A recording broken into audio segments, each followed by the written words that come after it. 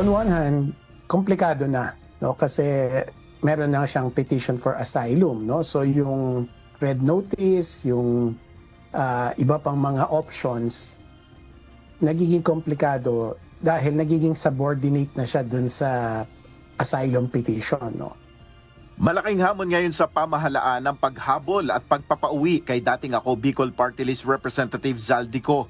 Ayon sa policy analyst na si Attorney Michael Henry Cinco, mahihirapang maiuwi sa Pilipinas ang dating mambabatas kahit pa mayroong red notice mula sa International Criminal Police Organization o Interpol dahil sa asylum petition nito sa France. Siyempre yung law enforcement ng Europa, yung Interpol, they will take that into consideration na merong asylum petition. Sa kabila naman ito, ayon kay Attorney Yusinko, pagkakataon naman ito sa pamahalaang Pilipinas para maghain ng pagtutol sa political asylum na hinihiling ni Zaldico. Part of the asylum petition process,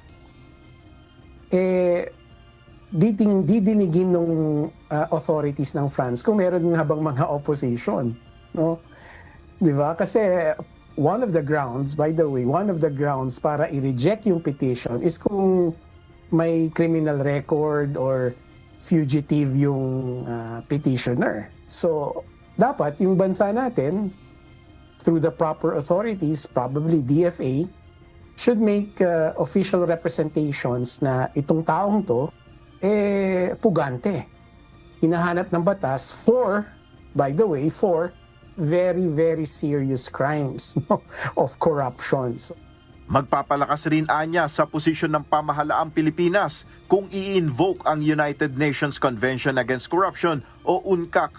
Ang UNCAC ay isang kasunduan ng UN na naglalayong pigilan at labanan ng korupsyon sa buong mundo. that should also strengthen our position, right? Na meron tayong pinanghawakan na United Nations ruling or regulation that kumbaga says na yung mga corrupt ay hindi dapat nakakatakas, no? That they should not be able to escape their accountability or liabilities. Kahapon, sinabi ni Palace Press Officer Undersecretary Claire Castro na magkakaroon ng pulong si Pangulong Marcos kay French Ambassador Marie Fontanelle ngayong araw. Sa tanong kung hihilingin ng Pangulo sa France na huwag aprubahan ng asylum petition ni Ko, sagot ng palasyo, I don't think so. The President will not do that. Dahil hindi po niya panghihimasukan kung ano po ang magiging desisyon ng ibang bansa. Nel Maribuhok, UNTV News and Rescue, Diyos ang aming sandigan, serbisyo publiko ang aming pinahalagahan.